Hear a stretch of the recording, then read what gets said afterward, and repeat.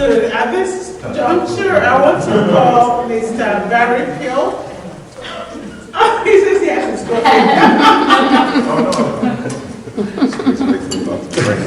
okay. He's from U.S. Small Business Administration. And so we're delighted to have him here. Thank you so much for coming.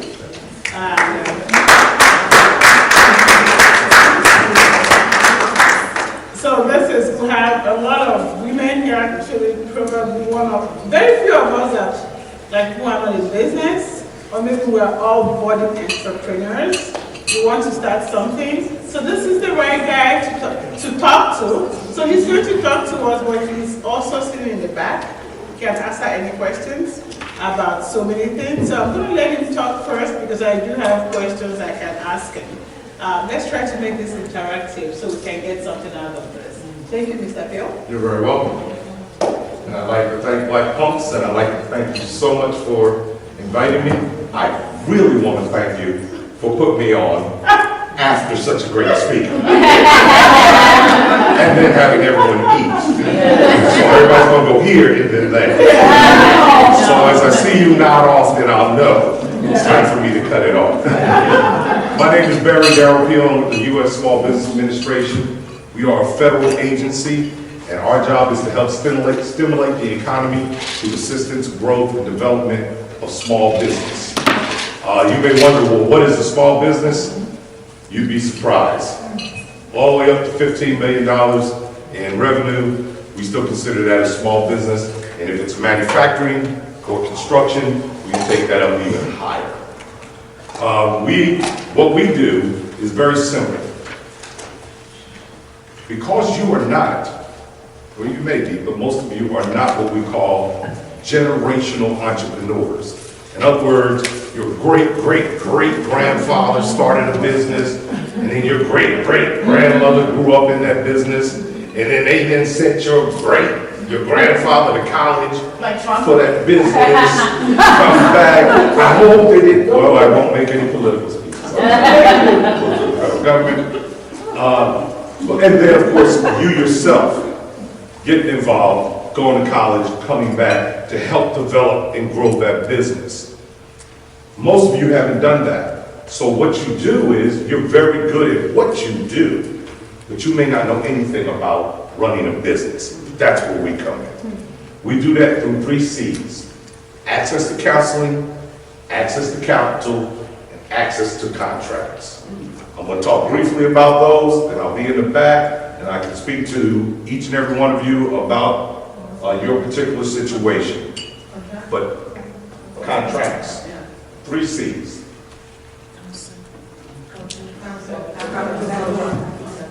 So let's first talk about counseling. So the idea behind the counseling is that we spend money to nonprofits so that they can help and teach you. They're what we call our formal resource partners. Small business development centers, SCORE offices. SCORE stands for Society of Retired Executives, and these are people who work for free. They volunteer their time. They are retired CEOs, retired CFOs, or other business entities, and they volunteer their time to assist you. We have women's development centers, and of course we have the small business, what we call district office. We have 84 offices around the country, and each office has as many SBDCs, as many SCORE offices, as many women business offices as needed. We also even have veteran business outreach centers that are in our area. So the idea is that we get you into coaching, and it doesn't really matter where you are in your business. You could just be starting up, you could just be thinking about it, you could already have been in existence, you could be thinking about growing and developing, you could be thinking about acquisition and merger, and more importantly, how to exit that business. It's a lifetime relationship. That's what we're trying to build with you through our resource partners. And one other thing too that's very important, if you really are serious about doing a business, if you're really serious about doing a business, you gotta have a business plan. There has to be a plan. There has to be something that you're trying to do. Most people spend a lot of time trying to develop a business plan so they go to the bank and just get some money. But the business plan is actually your plan on how you plan to execute whatever it is that you're doing. Do I have any business owners in here now? Yeah. Why are you in business? What's your reason? Why are you in business? I want to expand services in the country where I live. Gives me more time to stay with my kids, so I want to. Trying to be with you. How about you, Mr. Photographer? There's only one reason. There's only one answer to this. Money? That's why you're in business? Be my own boss. Be your own boss, work your own hours. Yeah, make my own hours. Yeah. There's only one reason to be in business, and that is Service. to provide a solution to my problem. So I'll pay you money. I'm not gonna pay you money so your kids, and you can be with your kids. I don't care about your kids. I got a problem. What can you do to solve my problem so that I will give you my money? As long as you keep that foundation, you'll be okay. All the other things that come around are good things to have. Work your own hours, it's money, so forth and so on. But until you can solve somebody else's problem with your solution, you're never going to get any money. It's never going to happen. So we try to send you to counseling, provide that counseling for you. We'll help you with your business plan. We'll help you develop your idea, help put together your proposal, put together your financials, and then we move over to the second C, which is access to capital. That's the one anytime we're going to do a series of trainings and we do anything on access to capital, we have a full room. They've never gone to the counseling side, but they're there for the access to capital. We do not lend money to you directly. SBA is a guarantor. What we do is we guarantee and back your loan. In other words, we become your co-signer. That's what we do. The idea is that you work on a business plan, develop a business plan, go over to the bank, and the bank has its own criteria. We don't have anything to do with it. But if you go over to the bank and the bank decides that you can't meet their criteria for one reason or another, the bank is in the risk aversion business. But if you go over to the bank and the bank says, well, you know, you're having a problem, you don't have enough collateral to secure this loan, but we still think it's a good idea, we'd like to offer you an SBA-backed loan. Everything is done directly at the bank. Once you sign that, it comes over to us, and then we'll go ahead and approve it, unless there are some other circumstances like, you know, there's a felony on your account that you didn't tell anybody about. We're going to find out. We are the federal government. We're very, very intrusive. We'll be all in your business. We will be in your business, just, so that you know and understand. If you're going to borrow money from us, if you're going to borrow money that we're going to back, we're putting at risk taxpayer dollars. So we have to do our due diligence to ensure that you're going to repay that. And since he asked a question earlier, Elvis did, right? Elvis asked the question, how many of you are born in Africa? I saw a lot of hands go up. We actually have export assistance. So if in your business that you are, whatever it is that you're doing, you intend to do any exporting, we have special funds set aside for that also. We can assist. Excuse me.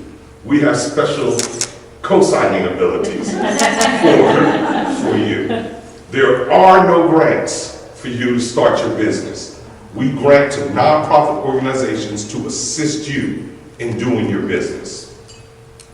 Finally, the last C. 23%, last C is access to government contracts. Everybody cannot do business with the federal government, but 23% of the federal spend every year must be spent to small businesses. So that means there's a lot of money out there. We write big checks. There's a lot of money out there to be gotten, but you have to have the capacity to be able to do work for the federal government. If you do not have that capacity, go back over to our counseling center and let them help develop you to the point that you can grow yourself so that you can do business with the federal government. We have special set-asides for minorities, for women, veterans, in areas what we call hub zones, historically underutilized business zones. Exporting, I mean, we have, excuse me, not exporting. Yeah, there is some exporting contracting opportunities. The bottom line is, when you get to the point that you have the capability of being able to do business with the federal government, give me a call. And then we'll talk about it at that time. Because there's other things that you have to prepare for. You know, a lot of people like to get into our favorite program. It's called the 8A program. 8A stands for Government Regulation something dash 8A. Nobody knows what the rest of it is. It's just 8A. It's a 9-year program. It's a business development program. There are set-aside contracts, what we call 8A set-asides. We have contracts that only 8A firms can bid on. And 8A is for socially or economically disadvantaged businesses. Okay, all y'all will fit that. So I have to go into a lot of detail. The bottom line is that when you have that capacity, you want to grow your business, we want to be able to help you by using our 8A program or a hub zone program or our set-asides for women-owned businesses or for veterans so that you can grow and continue to grow. It's a 9-year program, it's a one-time shot. Once you're in it, once you graduate, that's it. You can't come back in even if you sell that business and start another business. You can't sell that business to somebody else and that business comes in. It's a one-time shot. By the time you get through after 9 years, you should be off and running. We should be seeing you on Forbes. The first 4 years, you can get as many 8A contracts as you want. But by the 5th year, we're looking for you to have less 8A contracts and more private or non-8A government contracts. So that's what we're looking for. And we offer mentor, protege programs.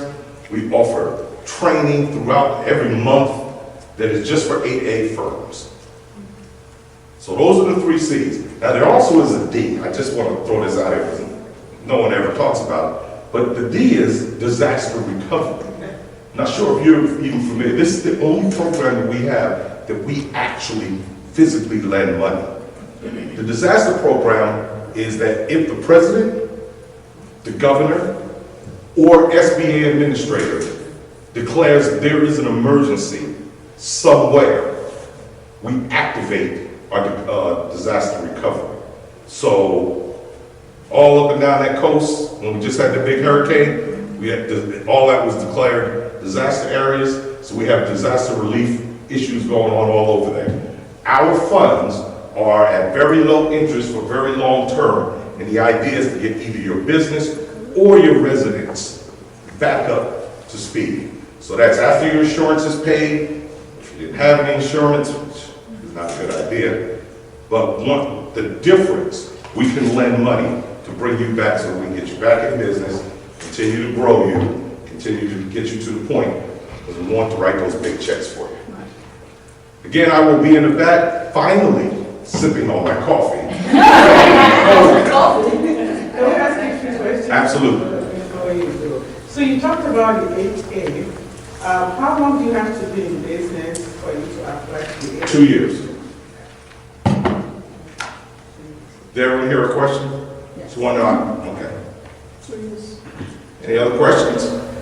Within the 8A, what are the services or the products, in your opinion, that's the more lucrative one to get into? Oh, technology. Technology. I mean, that's not necessarily, but I mean, construction technology. We have women programs, set-asides for women in those fields that women are not generally in, engineering, construction, things like that. So there are set-asides only women-owned businesses can bid on. How about accounting services? Accounting services is like a dime a dozen. I mean, honestly, it is. Yeah, that's true. It is. Well, but you know, So if you decide to have a program where you teach some of these kids accounting, just the STEM program, you might be well, then, talking about innovation, I kind of skip over this, but I still have like 35 seconds. We do have a program. It's a more advanced program. It's called the SBIR, Small Business Innovation Research Grant. And the idea about there is about 8 agencies, mainly the Department of Defense, Department of Agriculture, so forth and so forth, Department of Human Health Services. NIH. And oh, you already know about well, come on up and let's talk. Come on, let's give a hand for my. So, with the SBIR, the idea is that we're looking for small business to use their innovation to help the federal government with whatever. We don't know. I don't know. Each year it changes. But they have billions and billions of dollars set aside for that. There's a lot of things that are going on out here now that started with SBIR grants. Solar panels, that's where it started. So the idea is that you have the idea, but you do not have the ability to do the research. You don't have the funding. That's where we're coming. We'll come in, you apply for the grant. If they like the project that you're talking about doing, sometimes there is something that the government is asking for, especially the military, they're really precise. But the idea is to get you to commercialize whatever that innovation is that you came up with. So if you can come up with something in STEM with accounting that is an app, that is, I mean, you know, let it go. Let it go. Where do you want to go? What do you want to try to do? We're asking you to open up your mind. Anything else? And so when you talked about the loans, right? Yes. So are there like set banks that you go to? I know the SBA loans, or do you get pre-qualified from SBA before you go to the bank? No, everything is done at the bank. You don't walk into the bank asking for an SBA loan. You go into the bank with your business plan, with your proposal, with what it is that you're going to do, more importantly, how you're going to pay that money back. They say, well, we like this idea, but you're not going to walk in there with a 310 credit score and get a loan. And we knock that off now. You got to have cash flow. You have to have credit worthiness. You have to have character. You have to have those things still available to you. And the bank will look at it, they'll do their underwriting, and they'll say yes, or they'll say no.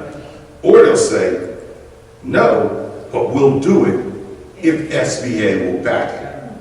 Now, there are some fees that are associated with our loans. However, because it's an SBA-backed loan, you get better terms. So on a working capital loan where you can only get 3 to 4 years, with an SBA-backed loan, you get 5 to 7. What would you say would be the difference in the margin between the stipulations for an SBA loan versus stipulations for a traditional loan, i.e. from a bank?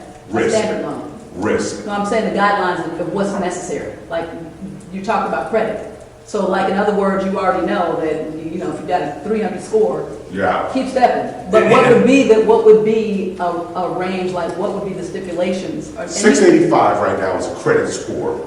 And how different is that from getting a traditional loan from a bank? Are you guys No, we're still what I'm asking? we're still talking about the same thing. You're not going to get an SBA loan with 310 No, credit score. not 310. I'm just saying, are you more You lenient? just want to argue with me. I'm gonna argue with you. I'll take you down. Yeah, your coffee's gonna be iced when I'm done. I'm kidding. Martha? No, my name is Marla. Okay, go ahead, Marla. Go ahead. Come on. You want something to me? All right, here we go. No, I'm asking because generally those are things that I think a lot of the times, people are fearful. Yes. Because they're afraid. A lot of people, honestly, in business or anything else, I think it translates that you're afraid of rejection. You know that when you get pulled over by the police, this is just hypothetical. Yeah, come on now, don't even start.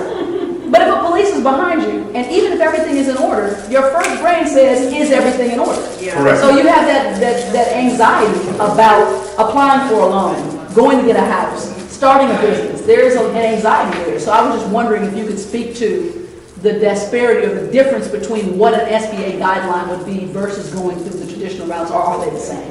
Now I'm done. Okay, they're not exactly the same. There are some minor differences. There are some restrictions that we have. You can't be a felon. can't be sex, pornographic.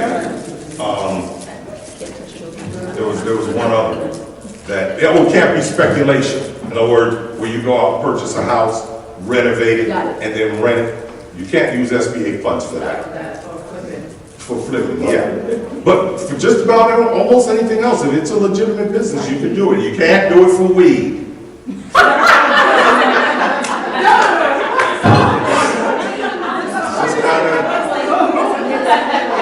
Wait a minute, hold on, I'm sorry. I was in Morgan, I was just thinking that.